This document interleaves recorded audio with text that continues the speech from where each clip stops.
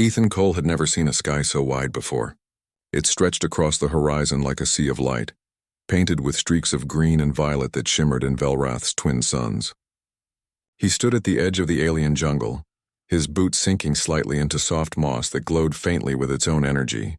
The air smelled of wet leaves, strange spices, and something electric, almost humming.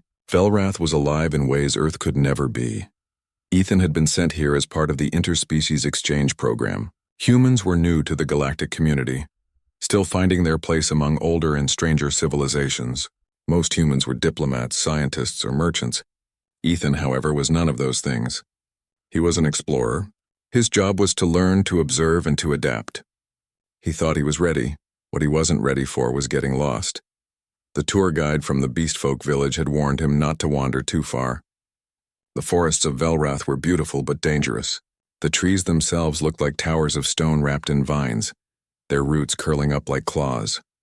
Insects the size of birds buzzed around, and every sound felt louder than it should have been. Ethan had followed a glowing trail of moss, curious where it led, only to realize the group was gone. "Great," he muttered. "First day in alien territory and I already lost the babysitting tour."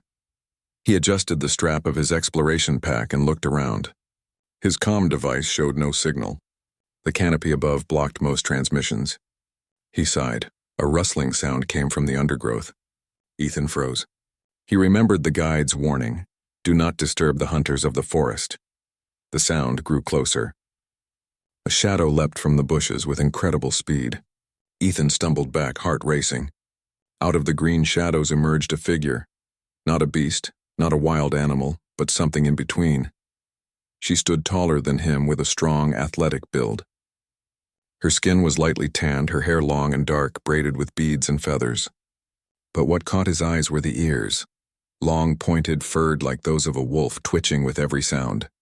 Her golden eyes glowed faintly in the dim light, sharp and wild. She carried a spear of carved bone and crystal, its tip shimmering with energy.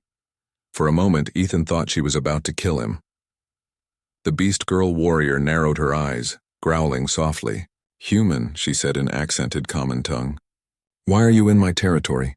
Ethan raised his hands. Wait. I'm not here to fight. I got lost from the group. Honest mistake." She stepped closer, circling him like a predator. Her ears flicked. Her nose twitched as though smelling him. "You do not belong here." Her voice was sharp, but there was something curious in her tone. Ethan tried to remain calm, though his heart pounded like a drum. I'll go back. Just point me to the village and I'll leave you alone." But she didn't lower her spear. Instead, she tilted her head, ears twitching again. "Strange," she murmured. "Your scent carries no fear, but your eyes do." Ethan swallowed. "Well, I'd say I'm about 50% terrified right now. The other 50 is hoping you don't decide to skewer me." Her lips twitched as though she almost smiled, but then her ears flicked back. For some reason, Ethan's eyes locked on them. They moved in ways human ears never could, expressing more emotion than words. And before he thought about what he was doing, his hand reached out gently, almost instinctively, to calm her. He brushed his fingers across her ears. They were soft, softer than anything he had ever touched, like warm velvet mixed with fur. The world seemed to freeze. The beast girl stiffened, her golden eyes widening in shock. Her spear clattered to the ground.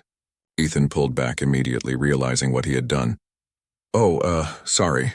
I didn't mean—" She grabbed his wrist with lightning speed, her grip strong enough to bruise. Her face flushed and her ears stood stiff as arrows. "You touched my ears," Ethan blinked. "Yeah, I was just trying to calm you down." Her eyes burned into his. "Do you know what you have done, human?" I guess not." She released his wrist suddenly and stepped back, placing a hand on her chest as though steadying her heartbeat. She whispered something in her own tongue, words Ethan couldn't understand, but they sounded heavy, ritualistic. Then she looked back at him, her expression caught between fury and disbelief. "By the laws of my people," she said slowly, "you have claimed me." Ethan's jaw dropped. "Wait, what?" "You brushed my ears. Without consent. That act is sacred to the Velrathi. It is a bond deeper than blood, stronger than oath. We are bound now.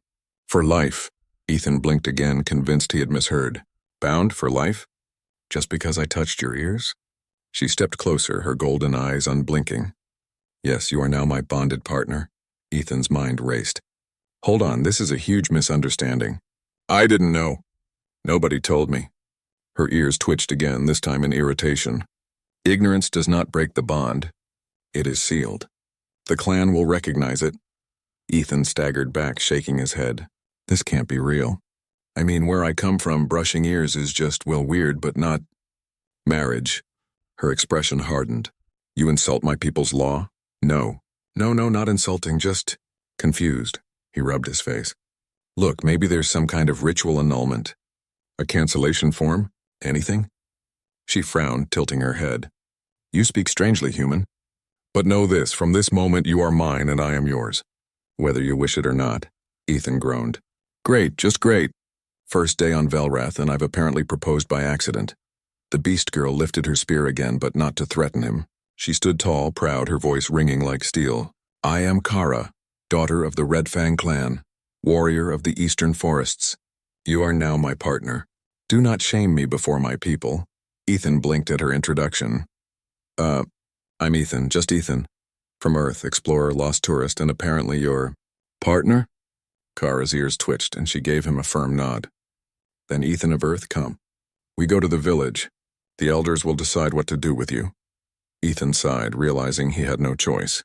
As Kara led the way through the glowing forest, he muttered under his breath. Of all the ways to make first contact, I just had to pick the one that involves ear-brushing marriage. Behind him, Kara's ears flicked again, catching his words. For the first time, a small smile touched her lips. She said nothing, but in her heart the bond already pulsed like fire. The journey through the forest was silent except for the soft crunch of leaves beneath their feet. Ethan tried to keep pace with Kara, who moved with the fluid grace of a predator. Every so often he tripped over roots or glared at an oddly glowing plant, and Kara's ears twitched at his clumsiness. Do humans always stumble this much? She asked, her voice a low purr. I'm working on it, Ethan said, panting slightly. Some of us are more delicate than others. Kara snorted, the movement causing her ears to flick sharply. Delicate? You call risking your life in an alien forest delicate? I call it sophisticated survival technique. Ethan offered a weak grin, though inside he was growing more anxious. The farther they went, the taller and denser the trees became, twisting into archways of living green. He could see faint lights in the distance, lamps or maybe bioluminescent plants, but it was the sound of voices that made his stomach twist. Village ahead, Kara said, her tone neutral. You will meet the elders. They will decide what is to be done. Ethan's mind raced. Elders? Decide what is to be done? He had no idea what Velrathi law required, but he suspected it wouldn't include a polite apology. When they reached the village, Ethan froze. It wasn't like any village he had seen on Earth or in simulation programs. The homes were built into massive living trees. Branches spiraled outward and upward, forming walkways and platforms. Light flowed from carved crystal lamps, casting a warm glow. Beast folk of all shapes and sizes moved about, some climbing ropes, others sharpening weapons, and a few practicing strange acrobatic maneuvers that defied gravity. Kara led him straight to a wide platform in the center. There, seated on carved thrones of stone and wood, were 5 elders. They were imposing. One had feathers instead of hair. Another wore intricate tattoos that seemed to shimmer. Their eyes, all sharp and golden like Kara's, focused on Ethan the moment he arrived. Kara, the largest elder said, voice deep and resonant. You bring the human. Yes, Kara replied. He brushed my ears. By our laws, he is bonded to me. The elders exchanged looks. One of them, a female with silver-streaked fur and piercing eyes, raised a hand. The act was unintentional, yes? She asked. Ethan swallowed hard. Unintentional? Absolutely unintentional. I didn't know it meant anything. Please, I promise. Kara's golden eyes flicked toward him, a silent warning. Human, your excuses matter little. The bond is formed by act, not intent. That is the law, Ethan froze. Law formed by act? He thought he had walked into some kind of practical joke. The silver-furred elder leaned forward. Tell us, Kara, how did it happen? Kara recounted the story quickly, explaining how Ethan had stumbled into her territory and brushed her ears in an attempt to calm her. She emphasized the human's bravery in approaching her without fear. The elders murmured among themselves. Ethan tried to follow along, nodding politely whenever Kara paused, though most of the words were unintelligible. He felt like a child being lectured in a language he didn't understand.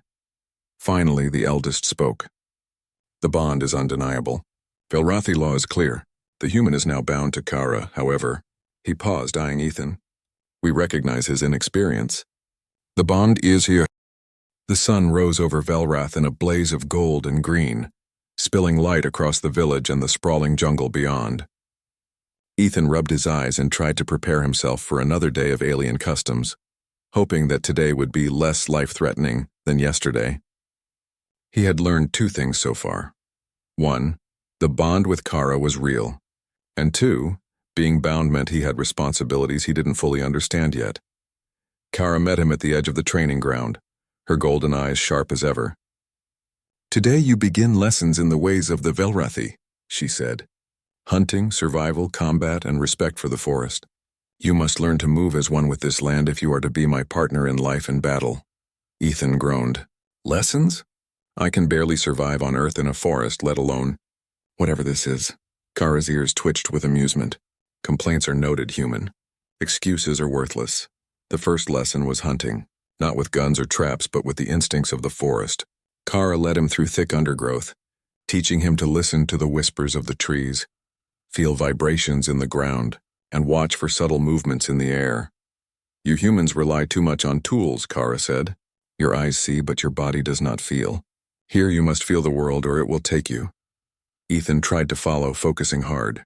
He crouched, listening for the faint rustle of creatures moving nearby. His ears, attuned to earth sounds, struggled to distinguish the alien ones. A small rodent-like creature scuttled by and Ethan froze, heart pounding. Good, Kara said quietly. You noticed. Now do not startle it. It is part of the forest's balance. He blinked. Balance? I'm just trying not to get eaten. Kara's ears twitched, a hint of a smirk appearing. Survival and balance are the same here. You will learn. Hours passed in this way, Ethan tripping, falling, and nearly stepping into pitfalls. Kara remained patient, correcting him with gentle nudges, her hand steadying him when he faltered. Despite the constant frustration, Ethan began to notice something remarkable. His own human instincts, strategy, problem-solving, and adaptability gave him small advantages. Where Kara expected him to fail, he improvised, and occasionally he succeeded. Kara noticed too. Each success made her ears flick in interest, her golden eyes softening. She didn't yet trust him completely, but she was beginning to see a side of humans that her clan had doubted for generations. Clever, stubborn, and surprisingly resilient. During a short break, Kara led him to a stream. Wash yourself, she said. Cleanliness is part of respect. You are part of my life now. You must show respect for yourself, for me, and for our people. Ethan leaned over the water, splashing it on his face. I never thought I'd get lectured about hygiene in an alien forest by a half-wolf warrior, he muttered. Kara's ears twitched, clearly amused. Do not make jokes at inappropriate times, human. He grinned sheepishly. Noted. After cleaning, the next lesson began. Combat training. Kara handed him a simple wooden staff, light but solid. Do not rely on strength, she said. Your human body is weaker than ours, but your mind is not. Anticipate, adapt, and strike wisely. Ethan swung the staff awkwardly, missing targets again and again. Kara demonstrated, her movements fluid and precise, her spear forming an extension of her body. You humans move like branches in the wind. Predictable, hesitant. You must be like water, flow around obstacles, not against them. He tried again, slowly improving, and Kara's ears flicked in approval. Better. You may yet survive the forest, human. As the day went on, Ethan began to understand that Velrathi culture was not just about strength or ritual. It was about connection. Connection to the land, to the people, and to each other. The bond he shared with Kara, accidental though it had been, carried weight in ways he could not yet fully comprehend. During a brief rest, Kara walked alongside him silently. Ethan took the chance to ask the question that had been on his mind. Kara, do you hate me? I mean, I know I messed up, but... Kara stopped, looking down at him. Hate is a weak word, human. You angered me. You shocked me. You forced a bond I did not ask for. But I do not hate you. The bond is strong. It can be burdensome, yes, but also powerful. Ethan nodded slowly, unsure how to respond. Powerful, huh? I guess I didn't expect to end up in a lifelong friendship or partnership on my first day. Kara's ears twitched in something that could have been amusement or contemplation. Few expect the forest to teach them truth in a single day. You are learning, slowly. By afternoon, Ethan was exhausted. He had climbed, hunted, and practiced fighting more in one day than he had in months on Earth. Yet there was progress. Kara had stopped correcting him every second, now letting him find his own way. Occasionally, she would glance at him, her eyes calculating but no longer only critical. Their lessons were interrupted by a sudden disturbance near the village's perimeter. Kara's ears flicked sharply. "Veil drones," she said grimly. "They test our borders again." Ethan froze. "Veil drones, you mean? Like robots or something?" Kara shook her head. "They are scouts. Not many, but they are fast and deadly. The elders have warned us that a larger invasion may come. You will see your first test soon, human. Are you ready?" Ethan's heart thumped. Ready? He wasn't sure he could survive a small invasion yet. But the bond meant he had no choice but to stand beside her. "I'll try," he said, voice steady despite his fear. Kara gave him a long look. "Try is not enough. You must act. You must think. You must survive. Together we are stronger." That night, Ethan lay on a mat of woven reeds in a simple treehouse. The village was quiet, but the forest hummed with life around him. He thought about the day, the failures, the small victories, the strange bond that had tied him to this alien warrior. Kara's presence was both a comfort and a reminder of his responsibility. He realized something important. This was no longer just a journey of survival. It was a journey of understanding, not only of Velrathi culture but also of himself. Humans had their weaknesses, yes, but they had strengths too. Determination, cleverness, and adaptability were gifts he would have to use if he wanted to honor the bond he had stumbled into. And as he drifted to sleep, the last thought in his mind was not fear, but curiosity. What other lessons would Kara teach him? What dangers awaited in the forest? And, most surprisingly, what could this strange accidental bond teach him about trust, courage, and life itself? The forest whispered around him, alive with unseen creatures and soft bioluminescent light. Somewhere, Kara's ears twitched in the dark, alert even in rest, and somewhere deep inside, Ethan knew that life on Velrath, strange, terrifying, and utterly alien, was only beginning. The forest was unusually quiet that morning, the usual rustle of leaves and hum of insects replaced by a tense stillness. Ethan stood beside Kara, both of them poised at the edge of the village. She scanned the tree line with sharp golden eyes, her ears twitching constantly, picking up the faintest hints of movement. "They are near," Kara murmured. "Veil scouts. They test our borders again, but this time, something feels different." Ethan swallowed, his throat dry. He had trained with Kara for days now, learning the forest's subtle cues, practicing combat with wooden weapons and trying, often failing, to move with the grace of a Velrathi. Yet nothing had prepared him for the possibility of real danger. I'll follow your lead," he said quietly, gripping his staff tightly. Kara's ears twitched and she gave him a brief nod. "You must think, human, not just follow. Survival is both mind and body." A rustling sound came from the shadows, faint at first, then growing louder. From the dense foliage emerged the first of the Veil Scouts, lithe metallic creatures with segmented armor and glowing red optics. They moved with unnerving precision, scanning the forest for signs of life. Ethan froze. His hands shook slightly, but Kara's presence beside him steadied his nerves. "Remember your training," she whispered. "Observe, adapt, strike only when necessary." The scouts moved closer, their metal feet crunching on fallen leaves. Ethan could feel his heart pounding. His instincts screamed to run, but he remembered Kara's words. "Together we are stronger." Kara leapt forward, landing silently behind a large, moss-covered boulder. She gestured for Ethan to follow, and he scrambled after her, stumbling but maintaining a low profile. They crouched in the shadows, watching the scouts advance.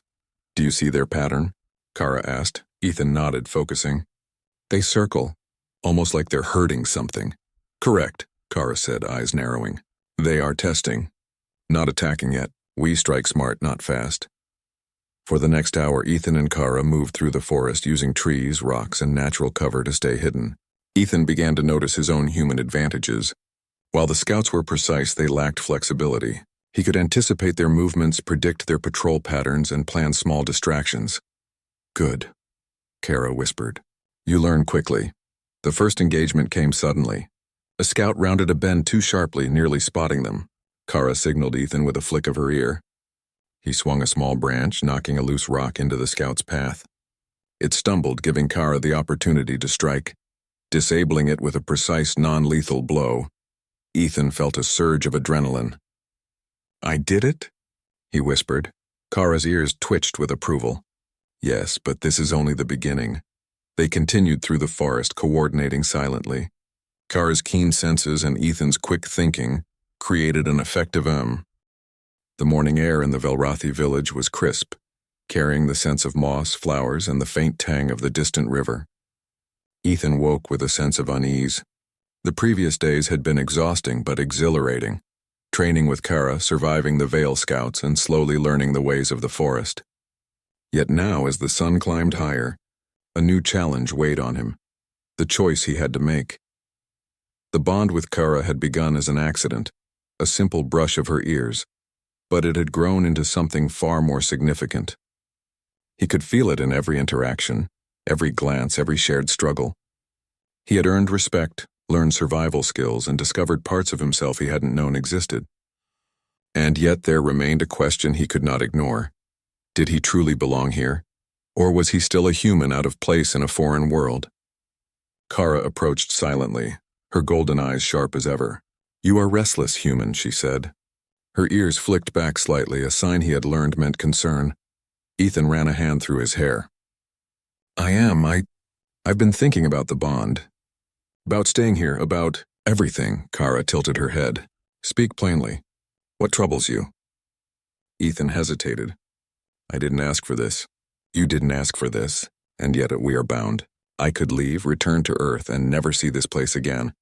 But I don't want to. Not entirely. The bond, it matters now. You matter now. The forest, the village, they matter. He trailed off, unsure how to put the jumble of emotions into words.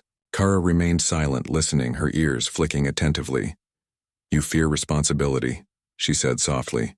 "Humans do not understand bonds like ours. They are more than legal obligations or social contracts. They are trust, courage, and loyalty. To leave would be weakness." Ethan shook his head. "It's not weakness. It's choice. I can choose whether to stay or go. I don't know if I can choose correctly." Kara's gaze softened, the golden glow of her eyes almost warm. "You already chose by staying this long. Every day you train, every day you survive alongside me, you choose. Choice is not a single moment. It is the sum of actions." Ethan swallowed. She was right. He had faced danger, learned the Velrathi ways, and proven himself in the eyes of her clan. He had acted bravely despite fear, adapted despite ignorance, and survived despite doubt. Every step he had taken had been a choice to stay and fight, to honor the bond, and to respect Kara and her people. The village elders summoned them that afternoon. Ethan followed Kara through the wooden walkways, the glow of bioluminescent plants lighting their path. The elders sat in solemn silence, their eyes fixed on the human who had caused such a stir with a single gesture. "You have trained," the silver-furred elder said, voice calm but powerful. "You have faced the forest's dangers and the Vale Scouts. You have learned our ways. Yet now comes the true test, not of skill but of heart. Will you accept the bond freely, or will you reject it?" Ethan's stomach tightened. This was it, the moment where he had to decide whether to commit fully or retreat. He glanced at Kara. Her golden eyes met his, unyielding yet patient. He could see the respect and trust in her gaze. I choose to stay," Ethan said finally, his voice steady despite the pounding of his heart. "Not because I was forced, but because I want to. Because you matter. Because this world, it matters. I choose the bond." Kara's ears twitched in approval, a small smile appearing on her lips. "You speak with honesty, human. That is the beginning of true understanding. The bond is not a curse, it is strength shared. Together we will face whatever comes." The elders nodded solemnly. "Then it is done. The bond is recognized. You are part of Kara's life, and she is part of yours. Your actions will continue to define your place among us." Ethan felt a strange mix of relief and awe. The bond, once accidental and terrifying, had become a deliberate choice, a conscious connection that carried responsibility, trust, and honor. He could feel its weight and its warmth at the same time. Kara led him to a platform overlooking the forest. Tomorrow we prepare for the veil. A larger force may come. Today you rest. Reflect on your choice, human. Know that it is not taken lightly. Ethan looked out at the forest, the light filtering through the canopy. He thought about his life on Earth, the familiar streets, the routine, the safety, and realized he no longer longed for it. Here, in this strange, dangerous world, he felt alive. The bond had shown him a new kind of purpose, one he could not have imagined before. Night fell and the village quieted. Ethan lay on his mat, staring at the ceiling of woven leaves above. He thought of Kara, her fierce strength, her sharp mind, and the unexpected warmth in her gaze.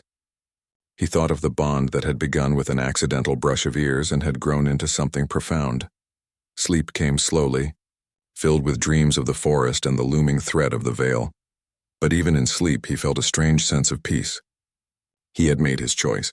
He had embraced the bond, not out of obligation, but out of will, and in that choice he discovered courage he hadn't known he possessed. Morning brought the first hints of alarm. Scouts reported increased activity near the forest edge. Ethan rose quickly, ready to face the day. He joined Kara at the training ground, staff in hand, determination in his heart. "The Veil are coming," Kara said, her voice low and serious. "They will test our defenses. Today your choice will be proven." "Are you ready?" Ethan nodded. "I am. With you, Kara, together." Kara's ears twitched once sharply, a sign of approval. "Good. Remember everything you have learned. Observe, adapt, act wisely. We fight not for conquest, but for survival, for Velrath, and for the bond we share." The first scouts appeared soon after, smaller than the main force but aggressive, testing the village's readiness. Ethan's training paid off. He moved with growing confidence, using his mind as much as his body, coordinating with Kara to outmaneuver the enemies. Each move, each decision, reinforced the choice he had made: to stay, to honor the bond, to fight for this world and its people. By the time the scouts retreated, Ethan felt the full weight of what he had chosen. The bond was no longer accidental, no longer a strange law of an alien culture. It was his choice, forged in courage and action. Kara looked at him, her golden eyes reflecting pride and trust. "You have proven yourself, human," she said softly, "not because of skill alone, but because of heart. You honor the bond." Ethan smiled, exhausted but resolute. "I only hope I can continue to do so." Kara's ears twitched, brushing against the wind. "You will. Together we are stronger. And this is only the beginning." Ethan gazed out at the forest, the village, and the horizon beyond. The choice he had made, once frightening, now empowering, was clear in his mind. He belonged here not by accident, but by will, and with Kara by his side, he knew he could face whatever challenges awaited. The forest hummed around them, alive and watchful. The veil threat remained, but Ethan no longer felt fear alone. He had chosen his path. He had embraced the bond, and he would fight, learn, and survive. Not just for himself, but for Kara, the clan, and the world of Velrath. For the first time, he felt truly at home. The sun barely rose over the horizon, casting long shadows across the Velrathi village. Ethan stood beside Kara on the wooden platform that overlooked the dense, humming forest. Today was different. Scouts had reported a massive Veil fleet approaching, far larger and more organized than anything they had faced before. The village buzzed with preparation, as warriors sharpened weapons, set traps, and positioned themselves along the forest edges. Ethan's stomach tightened. This was the moment he had trained for, the trial that would truly test his choice and the bond he had embraced. The bond that had started as a single, accidental brush of Kara's ears had grown into trust, understanding, and mutual reliance. Today, it would prove its worth. Kara turned to him, her golden eyes steady and fierce. "Ethan, this is not only a test of skill. It is a test of heart. We fight together side by side. Protect the forest, protect the village, and protect each other. Do you understand?" Ethan nodded, gripping his staff and the small blade strapped to his side. "I understand, together." Kara's ears flicked sharply, signaling approval. She leapt from the platform effortlessly, landing silently on a lower branch. "Follow me. We will guide the warriors and coordinate defense. Stay alert." The humans among the Velrathi were few, but they had one advantage: ingenuity. Ethan began giving instructions, combining his human problem-solving skills with Kara's knowledge of Velrathi tactics. Traps were positioned in unexpected ways, Decoys created to confuse the Veil scouts and escape routes were carefully planned. Then, the first wave of Veil drones arrived, metallic, fast, and precise. They moved in coordinated patterns, scanning for weaknesses. Ethan's heart raced, but he reminded himself of the bond of Kara's trust and of all he had learned. "Watch their pattern," Kara called, leaping forward with fluid grace. Ethan followed, analyzing the drone's movement. Using vines, rocks, and fallen logs, they created barriers and misdirections. When a drone approached too close, Kara disabled it with her spear, while Ethan tripped another into a pit trap. The warriors of the village followed their lead, moving in perfect synchronization. Ethan marveled at their skill, feeling a surge of pride at being part of this effort. For the first time, he felt completely aligned with the Velrothi, no longer an outsider, no longer a visitor, but a protector. As the battle continued,